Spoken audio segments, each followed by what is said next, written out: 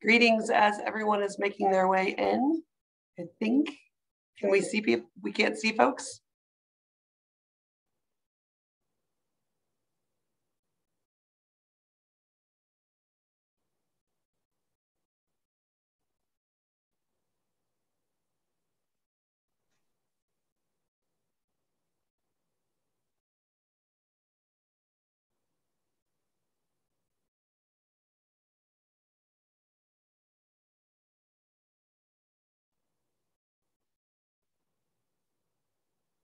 Catalyst 2030 started life as a WhatsApp group among social entrepreneurs, connecting to envision real transformational change.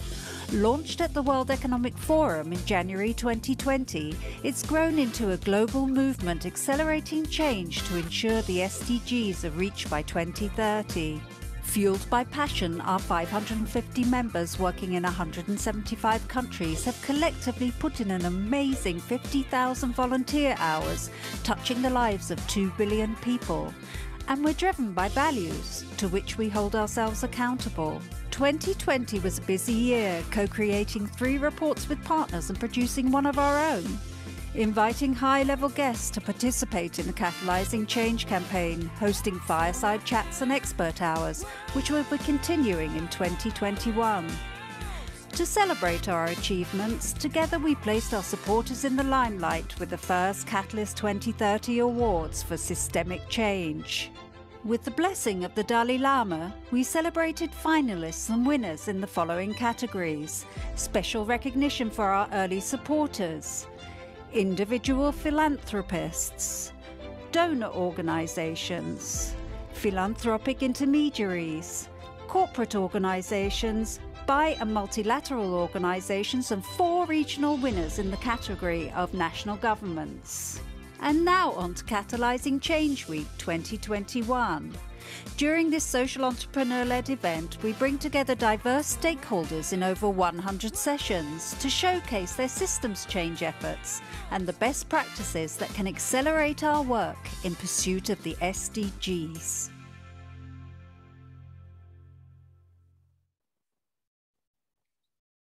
So welcome everyone. We are looking forward to this wonderful session that has been put together by the amazing Sharon from Community Capacity Builders. And as we're getting ready, just know that the session will be recorded. We will have a wonderful opportunity for you to share the video and what's happened with everyone. We've highlighted the speakers today, and they will each take turns talking about managing that academic practitioner balance and really moving the field of social entrepreneurship forward.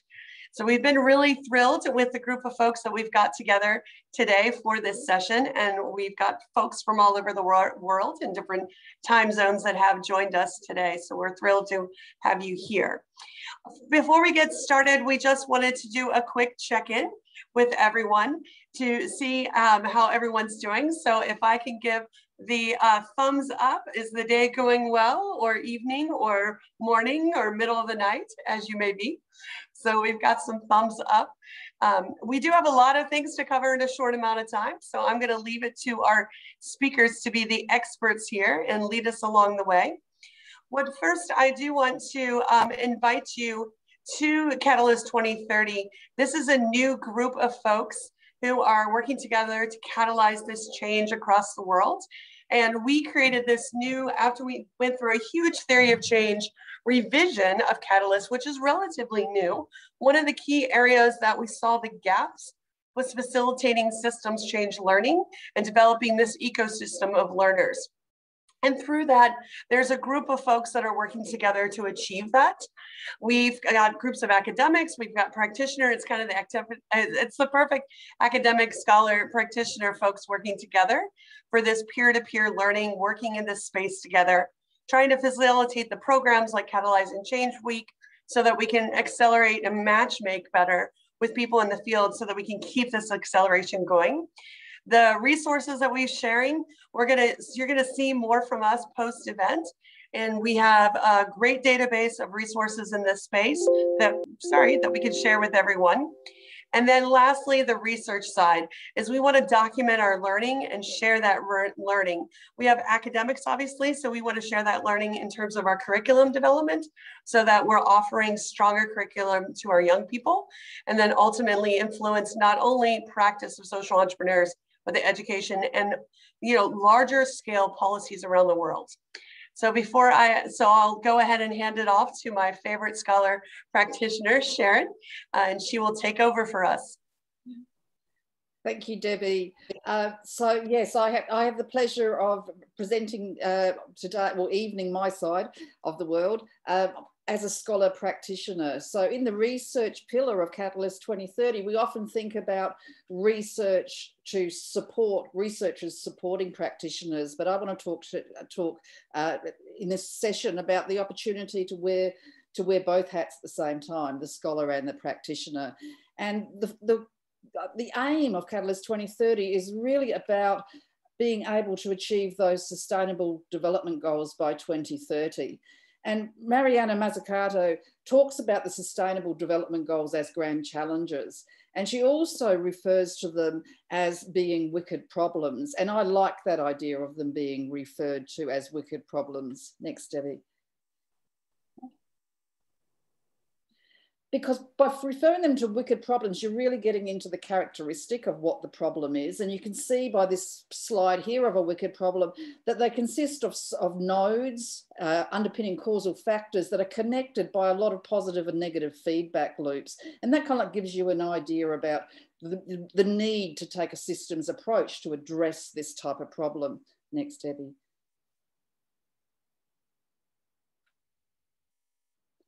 And so universities are seen as having a key role to play in collaborations that address wicked problems.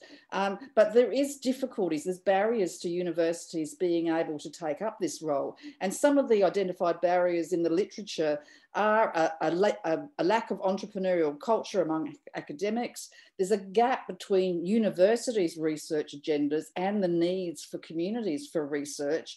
And there's also university reward structures that focus on peer-reviewed publications. So what I want to look at is those gaps. Thanks, Debbie.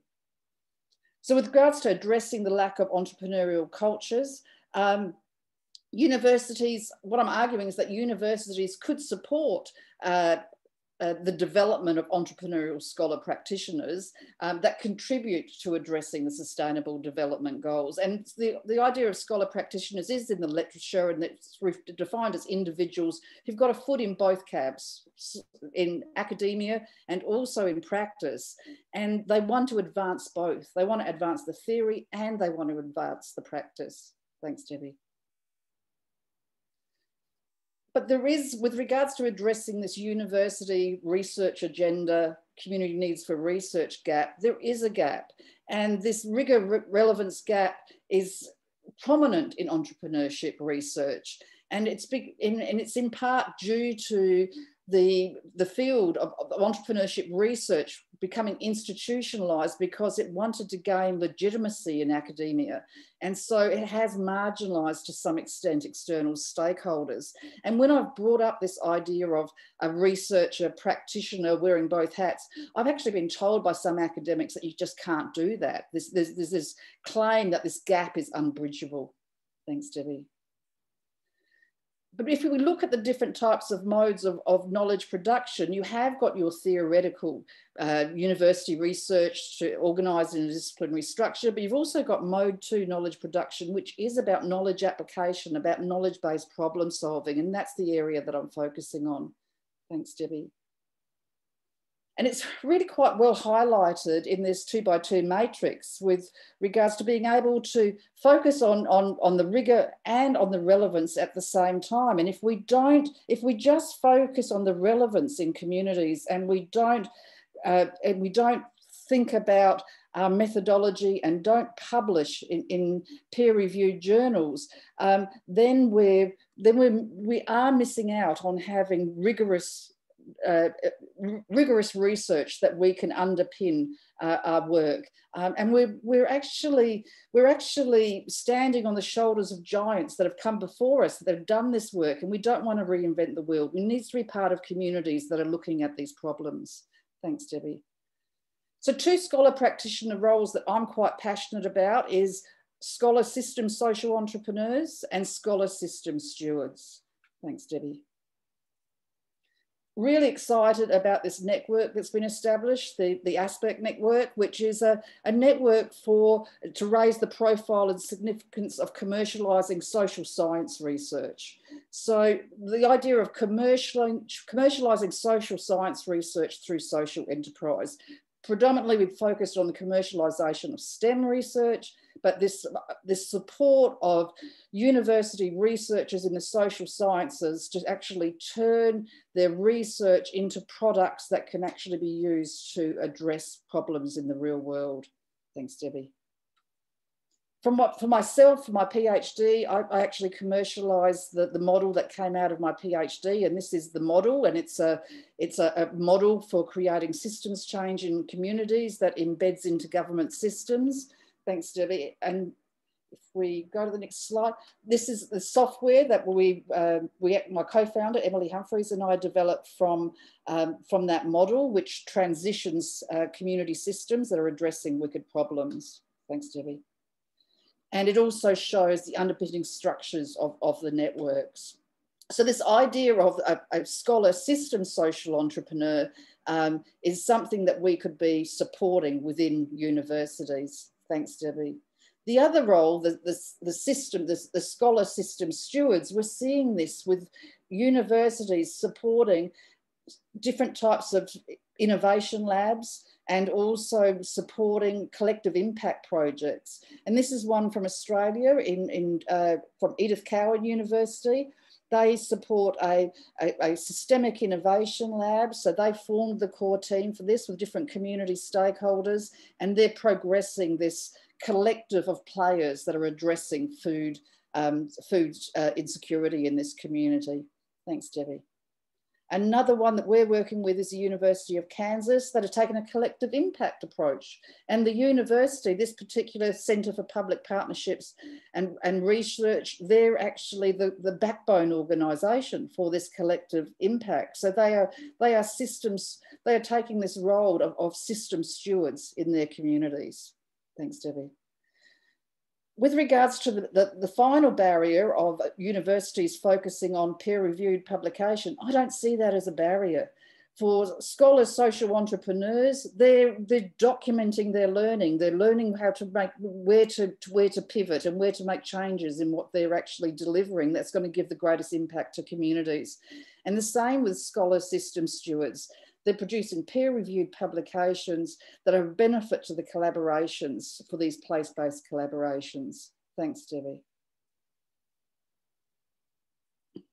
And these are some of the public, I'm not a paid academic, but I do publish because this enables me to be a part of a community of people that are advancing knowledge in these areas and to be accountable to that community.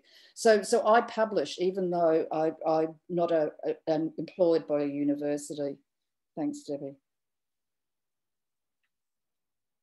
And this is my final slide, just highlighting some of the amazing work, the research that's come out of Edith Cowan University. They publish all of the steps along the line for their systemic innovation lab working on food security.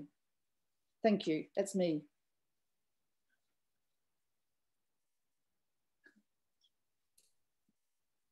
Really, I can't talk and actually click at the same time. Max, you're up next. Great, thanks Debbie, and thanks Sharon, it's really interesting. I'm Max, I'm a lecturer at Northumbria University in the UK.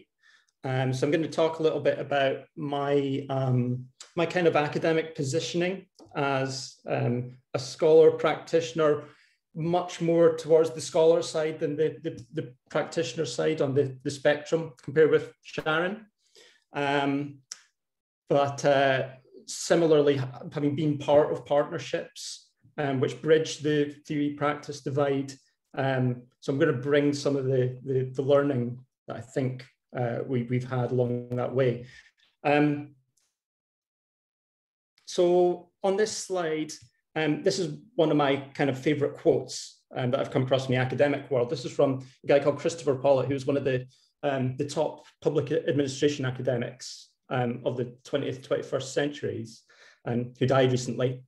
And what he observed in his career was this kind of division in his discipline between the sort of high scholasticism, the detached armchair philosophy side of academia, and this emerging kind of slick, superficial consultancy sort of model, and that the institutional incentives had kind of forged that divide.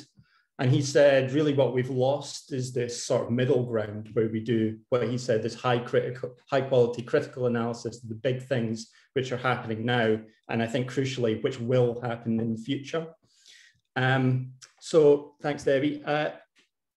This is, I suppose, the systems change world is something that we've been through before. And I think one of the big kind of systems changing institutional shifts 30 years ago was the new public management, which brought along an increased private sector logic in the running of public and non-profit affairs, and the increased sort of commodification and outright privatization of services.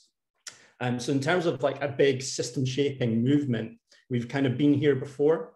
And I think it's interesting looking at the role of academics and the role of consultants in that. Academics are very much bystanders. So in one of the big sort of central social science papers, Christopher Pollitt in 1991 said only when we can test the limits of NPM, in other words, when it has progressed to a stage that we can sort things out and do the analysis and do the academics, can we begin to put it in its place. And that took 25 years. What he concluded 25 years later was that quote in the lower left. The short answer seems to be higher costs and more complaints. In other words, it doesn't work. So how can we stop where we are now, 25 years later? How can we stop us being in that same position of concluding, well, that was a fun time, but from all our work, it didn't really, it probably had a negative effect. So we did a bit of mapping of, well, what are the models of academic practitioner partnerships? And it's a huge field. And it sort of consists of all these things that you can see in the middle, which some of them have disappeared and some of them haven't.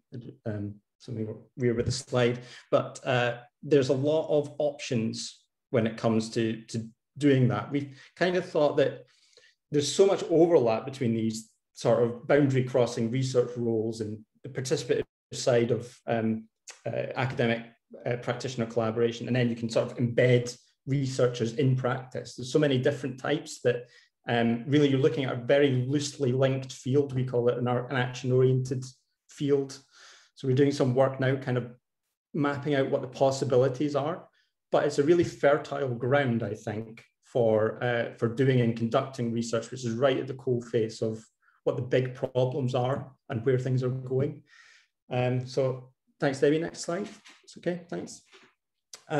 One of the things that we've done at Northumbria is we engaged in this long-term partnership with a charitable foundation in the UK who were interested in taking a systems change approach to their funding approach. So they were a mid-sized UK charitable foundation interested in people at the sharp end of marginalization and disadvantage. And they knew what they didn't want to be, which was a sort of short-term criteria-led funder, grant maker, giving funds to the best applicants and evaluating those projects based on the outcomes that they produce, and they might get a little bit more funding if they do something different, or they'll go on to the next project that comes our way. But they didn't know where they wanted to go. So what they enlisted us to do was to help them learn. So they engaged us as a learning partner for 3 years, and that continues until next year. And basically our job was to work with them to flesh out what that means to be a systems-oriented funder. So it's been a challenging project and a very different feeling project than anything that I've been engaged with before, but it's been really rewarding. So we've explored how a funder can meaningfully devolve budgets and decision-making to local places and local initiatives rather than take a top-down approach to deciding what the priorities should be. how the extent to which a learning infrastructure can substitute for performance controls and criteria-led funding. And also, I think what that has done is enabled us to be really critical about some of the big questions which are at the forefront of the systems change movement, if you would like to call it that, that maybe give pause to some of the more ambitious claims that are being, coming out, particularly from the consultants. So I think it gives us that independence that we can bring as academics. Oh, sorry, Debbie, next slide if you could. So academics can bring that independence, get access to the big problems, and I think from a publishing standpoint, then there's an incentive for doing that. But for practice, I think it needs academics involved to keep the field honest. So yeah, I'll stop talking now. Thanks, everyone. I'll hand over to Michael.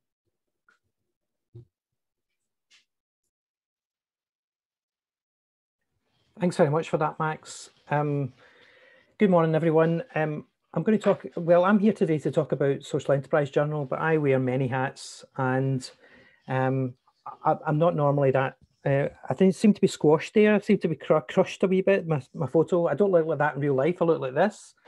But I'm Professor of Economic Sociology and Social Policy at Glasgow Caledonian University. And I'm at the Eunice Centre for Social Business and Health, which is one of the largest centres for the study of social enterprise, social entrepreneurship in the world, believe it or not. We're around 10 years old, and there's about 36, depending on how you count us, there's about 36, 38 of us. I'm also involved in ISUC, the International Social Innovation Research Conference, which was last held in Sheffield. I'm associate editor of the Journal of Social Entrepreneurship. I'm on the board, well, I was on the editorial board of Voluntas until recently, the other main journal that publishes this kind of stuff. And I'm also the editor-in-chief, former sins, of Social Enterprise Journal. But my work, I'm most well known for my work on the health and well-being impacts of social enterprise-led activity, but I've also been involved in things like ecosystems research, and also in critiquing various wheezes, public policy wheezes, like social impact bonds, etc. I'm also involved in EMES, International Research Network on Social Enterprise.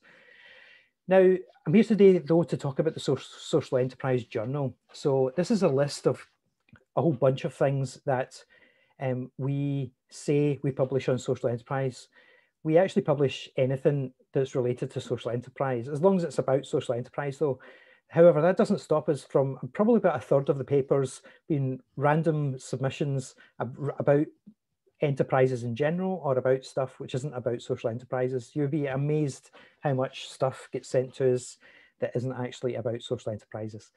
But so we've got theorization on the nature of social enterprise, measuring social value, marketing social enterprises. But basically, one of the main things is moving from the organizational, or the focus on organization, to how do we go from the organizational focus to systems change, and how do we bridge that big gap from the micro to the macro, the meso, the public policy layers in between. Those these are obviously huge and wicked problems, as Sharon mentioned earlier. Next slide, please, Debbie. So we are indexed and ranked. We're not a rubbish journal that's only been around for 6 months. We have been around for since, I think, 2005. We were the first journal in the field, even longer than the Journal of Social Entrepreneurship. And we are cited, we're indexed and ranked in all these. Scopus site score is around about 1 at the moment, which isn't bad, actually. And the monthly trackers, we're sitting at 1.8 at the moment, which indicates our site score is going to increase over time, because it's sitting around about double their monthly in terms of our overall trend at the moment. So it's going upwards. We're listed on a variety of different things, like the Chartered Association of Business Schools, for example, ranking, which a lot of us in the UK are required to, well, recommended or forced, or however way you want to mention it, to publish in those kind of ranked journals, particularly in management, business studies, etc. But we have, I looked, I actually did some looking at the journal itself, and we've got 251 articles at the moment that are relevant to systems change. And here's just the first page that I pulled off. And actually Sharon's two at the bottom there that she plugged earlier were actually on the first page of this. So this was actually completely coincidental.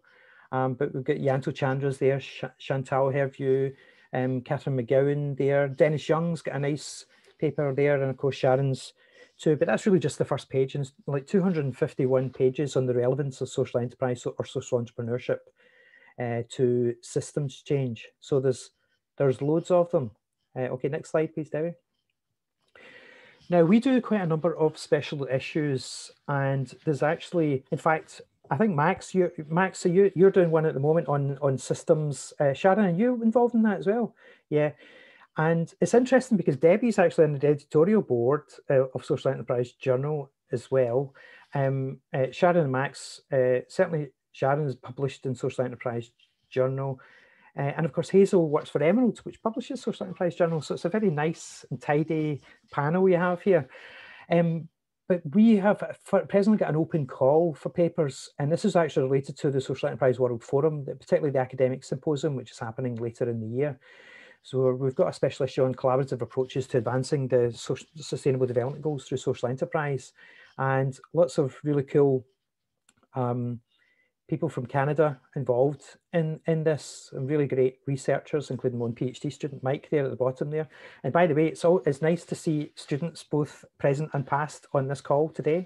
So thanks very much for turning up. Okay, next slide, please. So I'm aware that some of you, particularly practitioners, will not be aware of or might be completely freaked out by the prospect of submitting to an academic journal. So what I really wanted to do was just spend a couple of minutes at the very most just talking about the process, etc. So it's all done electronically these days, and you have to submit it online through the Manuscript Central website, etc. But going back to what I said earlier about getting lots and lots of manuscripts that don't relate to social enterprise, you need to ensure that it fits with the scope of the journal. So the way you indicate that it fits with the scope of the journal is by citing stuff which is relevant to social enterprise. You also need to think about the quality of the language, and read the instructions in terms of the format of the paper, etc. And then what they'll do, the editor-in-chief does, is then sends it to an associate editor to deal with. Next slide, please, Debbie. I think this is the last one. What happens then is that the associate editor sends it out to 2 reviewers, usually. There's a double-blind process, so they don't know who you are, you don't know who they are. And they then provide recommendations on your manuscript. And then process later and accelerating this for time, basically, but effectively the associate editor then sends a recommendation to the editor-in-chief.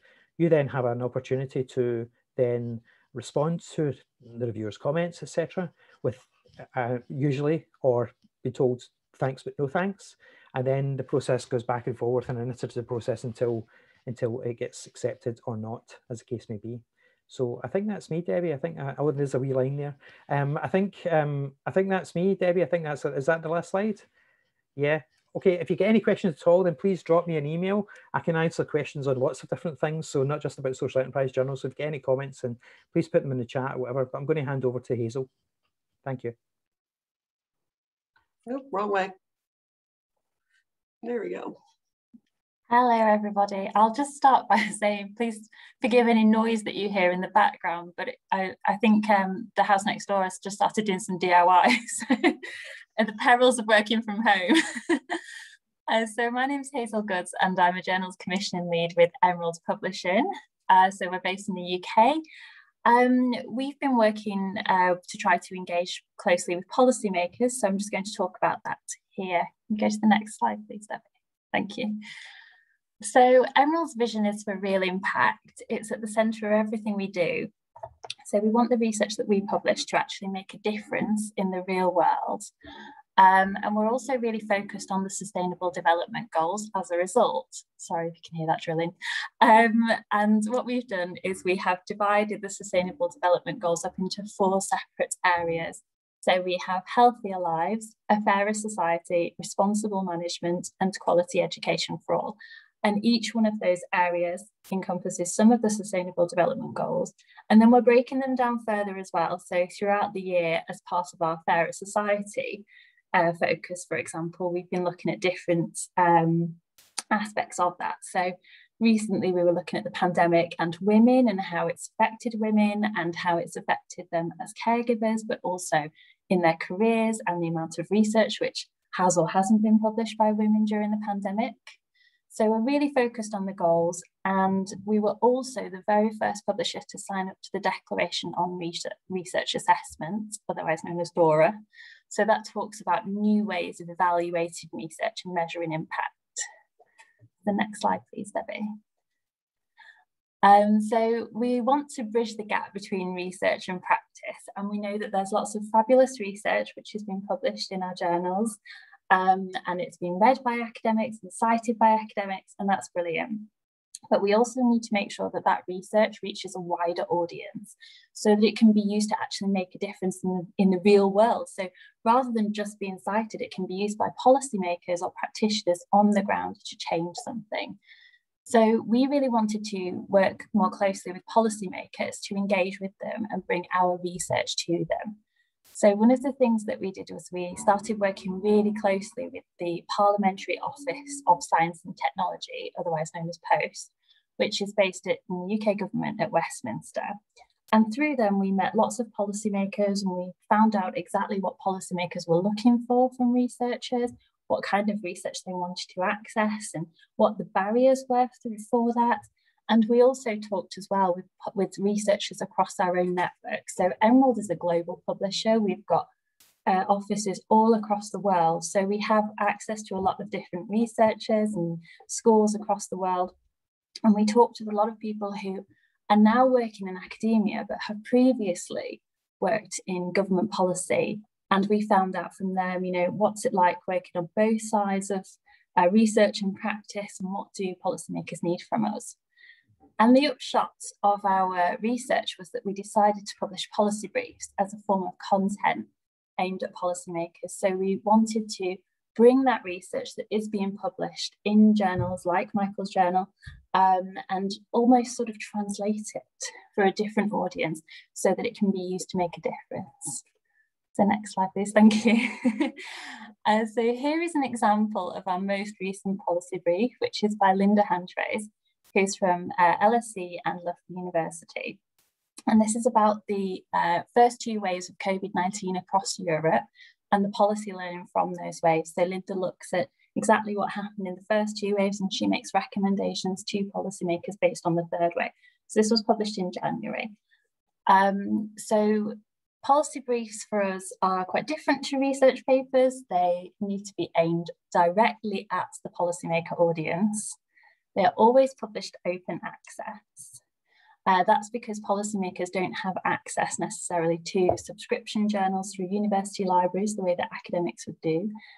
And policymakers don't necessarily have that in-depth subject matter knowledge that you would do as an academic. So policy briefs need to be jargon-free, written in a really clear, simple manner, a way that's really easy to understand to somebody who doesn't have the experience that an academic researcher would have in that field.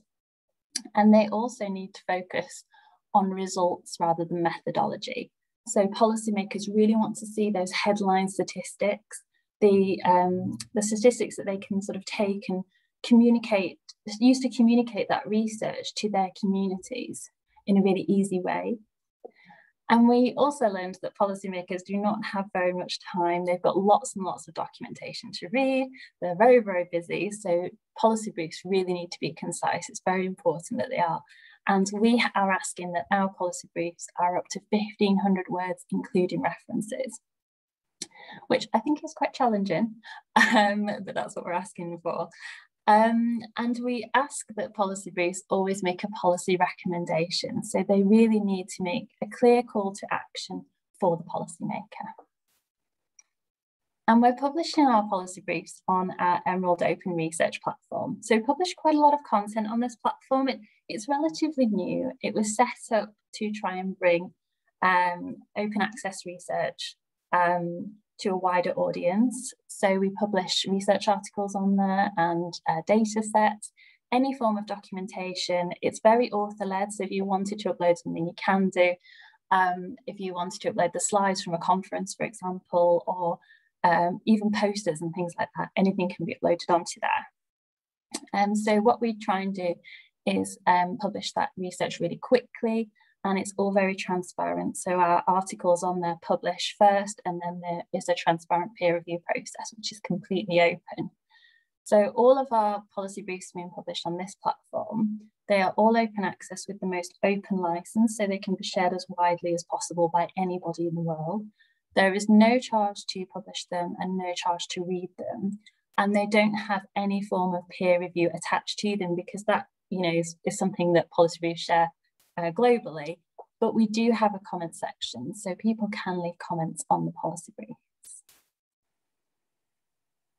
And what we found when we did our research into policy and talking with policymakers and academics was that one of the stumbling blocks for academics in writing for policymakers was the lack of experience in doing so. So a lot of academics talked to us about how they found that idea difficult, how they were used to writing in a certain way, and then bringing their research to a completely new audience and writing for a completely new audience is a big challenge.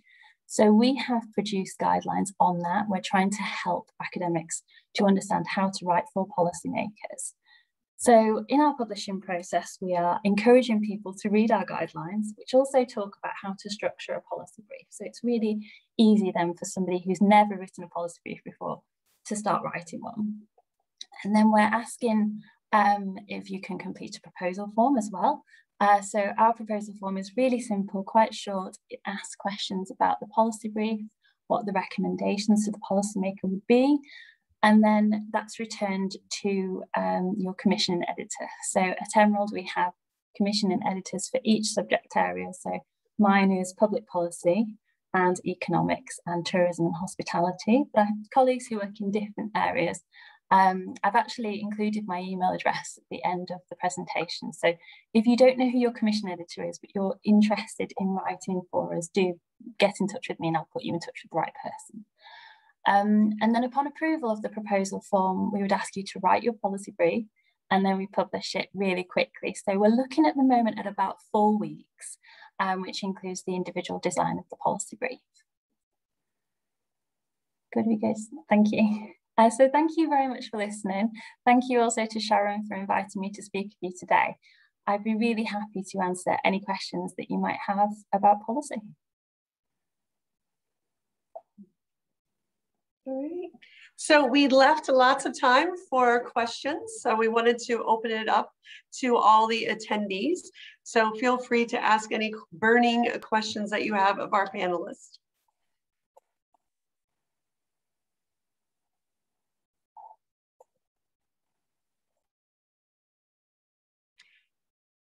I always joke that I'm an academic and I can outlast you. For those of us that have taught, we're like, we'll take the silence. Sometimes folks still want to be the first one out. Yeah. I always happy to jump in first. Do I have to raise the hand or just go forward? You can raise the hand and you could go forward. Either of those are fine. Oh, that's wonderful. I'm Louis Kleinman from the International Federation for Systems Research, which is sort of a peak body for all the academic associations and societies that have been involved in systems research for the last 40 years. And looking at what was presented today, I come with a question to tap into your experience and probably instigating a bit of a discussion on that. On the one side, we see that systems change and social entrepreneurship are sort of came to the mainstream, and people are interested in it and want to know more about it on the one side. And there's money for it, and there's attention for it. And if you go to policy briefs, that is what is on demand, so to speak. However, we heard at the very beginning of this session that what's lacking is the critical perspective. And I find it very difficult in my work to facilitate that. As soon as you go to the critical perspective, as soon as you challenge the business language of venture philanthropy, for example, or pointing out the difficulties that come with the epistemology and ontology of the language in science and system science, which still remains in a kind of engineering kind of language, sort of looking at getting things done rather than moving over to a more ecological language that is looking at letting things grow, and how you navigate that, and where do you find channels to publish those critical views? That's my question. That feels like a Michael question. Yeah, thanks for that, Debbie. It's a tough one. And funnily enough, I had this discussion with a policymaker last week, and we were talking about the language of growth. And I said, this focus on, okay, growth, inclusive or otherwise, we've said that the growth mindset is that one of the core problems that we have facing us in terms of the climate crisis today, the growth imperative, the whole underpinning emphasis of neoliberal capitalism is around growth, and that's been devastating to the environment, and it's devastating to people, etc., etc. And yet still, when you mentioned it earlier, business language, we see, even in the SDGs, the SDG 8 is around growth. Now, that's problematic. It's incredibly problematic. Now, you could argue that we should be agnostic about growth. So yes, growth in some places, but not degrowth in others. But we need to have those positive conversations. The question is where. Now, when I spoke to the policymaker, she was saying, oh, maybe perhaps you could do a blog for us. And I said, well, how about I challenge the stuff on inclusive growth? Oh, no. You can't do that, because inclusive growth is absolutely at the centre of Scotland's national performance framework. And I said, yes, but so is well-being. And if well-being and growth are inimical to each other, then surely we need to have that conversation. She says, I completely agree with you, but you can't do it in an official outlet. So what we're going to have to do is think around how we have those conversations. So it's not just about publishing, it's actually about changing mindsets. And it's about having conversations around people and saying, perhaps you should read this book, or perhaps you should think about this, or perhaps, why don't you tweak this language here? Or, and the trouble is, of course, the politicians, and particularly when politicians are trying to hold a broad framework of competing interests together, and frankly, business people are very, very powerful, then you have to make sure that you don't completely put people offside. So of course you can be critical, but at the same time you need to be pragmatic as well, and pragmatic about language. I'm a big believer that language shapes reality, and reality shapes language, and there's a whole dialectical process going on there. But sometimes both academics and indeed policymakers have to be pragmatic with each other and say, if people are doing good stuff, and perhaps we shouldn't be too critical of them. Perhaps. The best answer we could find. Other questions or insights? So it looks like, Sylvia, you have a question? Do you want to come off mic, or you want me to ask it? So, go ahead. Yeah, thank you. Sorry, I'm just outside. Yeah, thank you for the interventions. Really interesting. So, yeah, we are in a particular domain where talking about theory to practitioners become really difficult. I mean, when we are explaining what system change is and what is the nature of systems and everything, they get lost in the first minute, isn't it? So I'd like to hear from the panelists how they manage that, how they manage the translation into the different audiences, particularly thinking about practitioners, and also how they manage the passage from the theory to the practice. Thank you.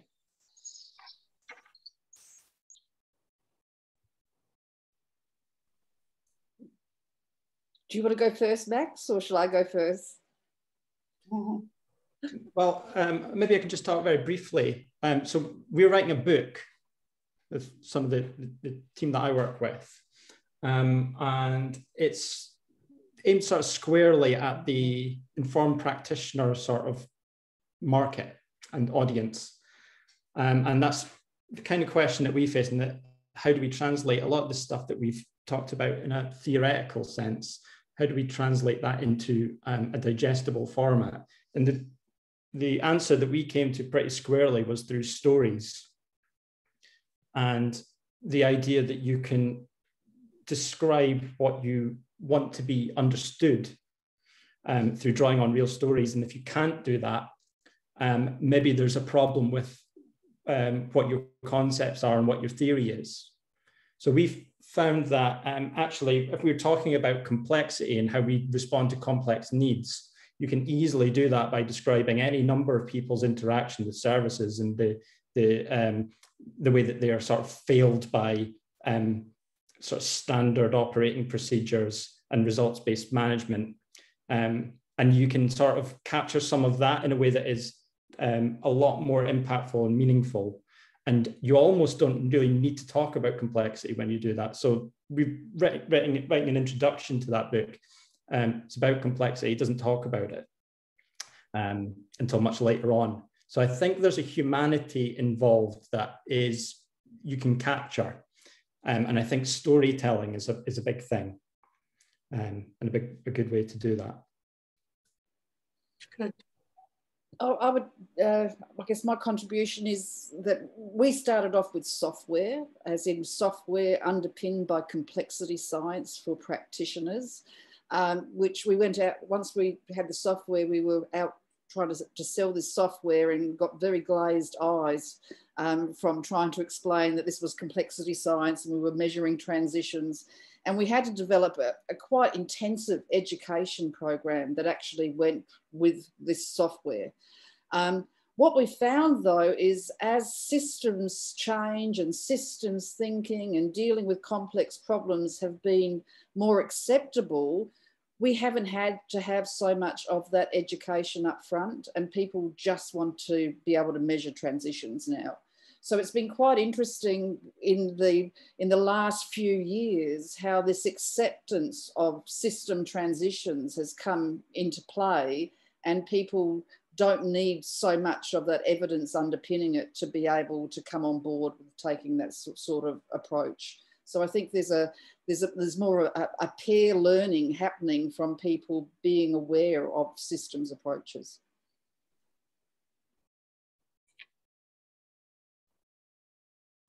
Could I just add to that as well? Just, you know, the question about how you translate theory into practice. I think this is something that publishers, speaking from a publisher point of view, are really aware of. And so it's something that we have been working with institutions, with universities on as well. So we're looking at bringing research into lots of different formats. So not just policy briefs, but also things like videos and podcasts, trying to bring research to that wider audience. And the challenge of that is always, how do you take your research and translate it for that particular audience? So something that Emerald is doing is we're working on sort of services which were helping universities and academics to learn how to do that. So it is something that publishers are aware of, but I think it's probably something that is quite new at the moment, but hopefully something that will continue to grow.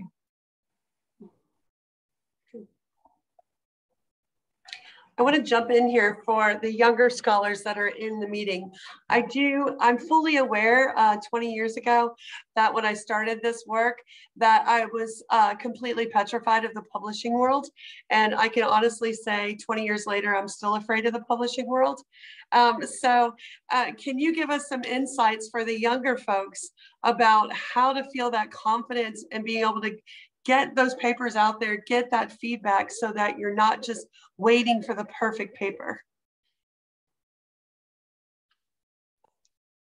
Well, I think from our perspective, one of the things that our publishers do across our different subject areas is we actually go out and talk to universities about how to get published. So that's something that we can do for your university. So if you're interested in that, please do let us know, because we'd be happy to do that virtually at the moment. And it's something that we're doing a lot at conferences as well, whether virtually or in person in the old days. I think that, sorry, I've lost my thread there. I keep being distracted by the drilling which is going on next to me, which is very, very distracting. Luckily, we can't hear it anyway. Oh God, I'm so glad that you can't, because it's so loud here. It's very, very distracting. Sorry, I've lost my thread completely.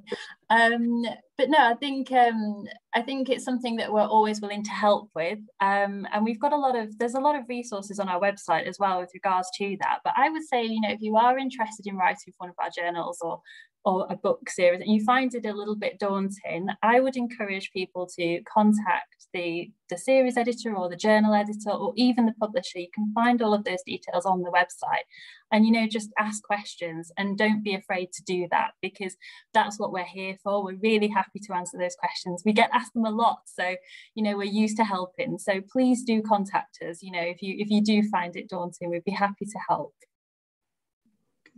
Louise. Oh wait, let me have Michael finish answer that question. I was just going to say, if you've got a paper, for example, and I always offer this at conferences, if you have a paper and you think I'd quite like it to send it to somewhere, but I'm not quite sure if it's ready, then, you know, any editor-in-chief worth their salt will say, send me the paper, I'll have a look at it. I won't give you a full review of it or anything, but what I'll do is I'll have a look at it and see A, whether it's suitable for the journal, or B, maybe it's suitable for another journal, or C, what you need to work on. You know, that's a service that frankly everyone should provide. Okay, academics are very busy people, but at the same time, how on earth are you going to learn? It's writing and is a craft skill. Writing journal articles is a craft skill. The more you do it, the better you become at it. You know, there's no mystery to it. You know, and it might seem like it's really daunting and everything, but really you just get better at it by doing it. So speaking to people who have done it before would seem like a nice step forward, or a good step forward, or a sensible thing to do. Good. Go ahead, Louise. Yes, I would love to answer to that question as well. I'm on the editorial board of the Project Management Journal and Journal for Systems Research and Behavioral Science, and the Systemic Change Journal, and a few more.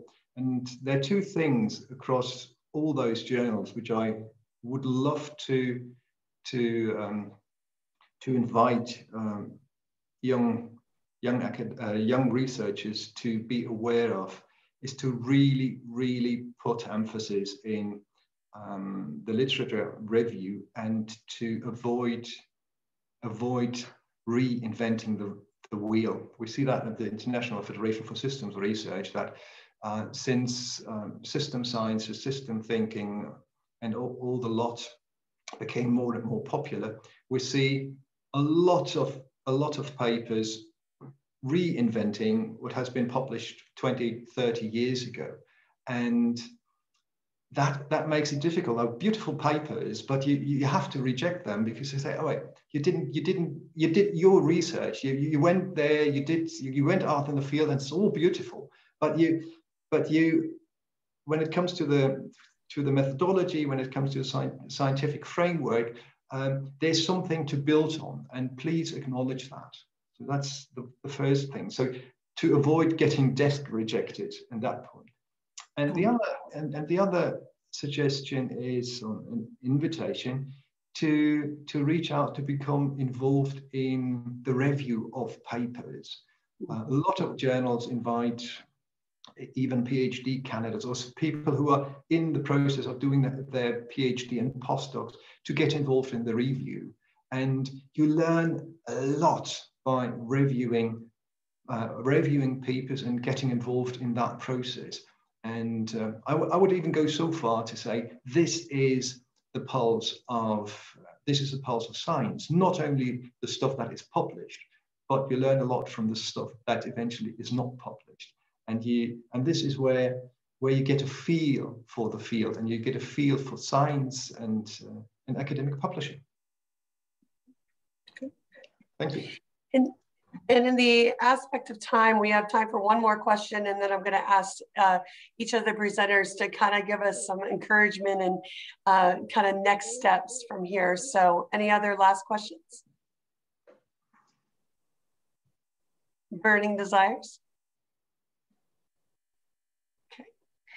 So our panelists, I leave that to you. Kind of what would you like, advice you'd like to give for folks on this call, a send away, what would you like to leave us with today?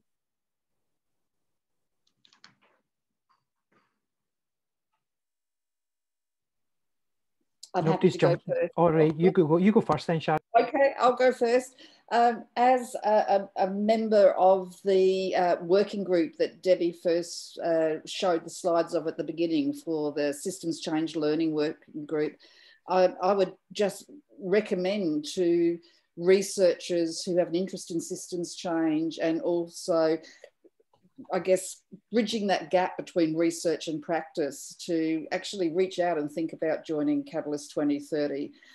Even with regards to the question on the growth and the new public management, I think one of the core values, when you look at the core values of Catalyst 2030, the first one that just really, got my interest was this nature and people at the centre, and to be inspired by nature. And that was just such a change from a traditional network that I just couldn't help but get involved. So please have a look at the Catalyst 2030 website. There is room for researchers. Thank you. Michael? Sure. One big thing is basically just to go back to what I said earlier around writing being a craft skill, and the more you do it, the better you become at it. It's the same with communicating with policymakers as well, actually. I mean, they're just people like you and me. The trouble is, of course, that academics are used to writing and presenting the work in a certain way, and often doing things, even things like taking all the references out or something, because the references actually make it very difficult for policymakers to read.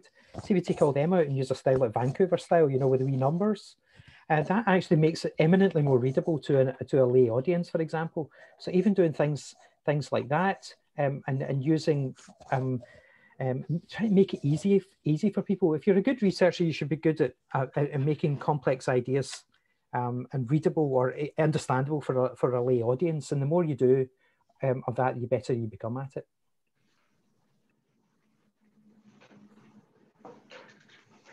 Maybe I would have one kind of short technical thing and maybe a larger issue. So one thing that I've found really helpful is to think of your academic writing not as just as 6,000 to 8,000 word journal articles. And as Hazel's just noted, there are other avenues and other outlets and other formats to get your ideas out there that I think are really useful and can be useful in summarizing journal articles, or can be sort of capturing the ideas and a springboard for fuller articles. So there's something about that. It's not just about the journal articles. And particularly if you're at an earlier stage in your career, I think that is a really useful thing to think about. And there's a tendency to sort of see systems thinking as a kind of silver bullet, and the transformational change is just around the corner. Systems theory gives you superpowers, sort of thing. And that's, I think, it's maybe not as realistic as we might like to believe. So it's not just about finding those leverage points that trigger transformational change, or it's not just about developing a model which captures complexity and simplifies it and gives policymakers the confidence to just run on ahead. It's about humility. And I think that's something that academics can bring to this as it goes forward, and sort of grounding it and keeping it humble and keeping it realistic. Hazel.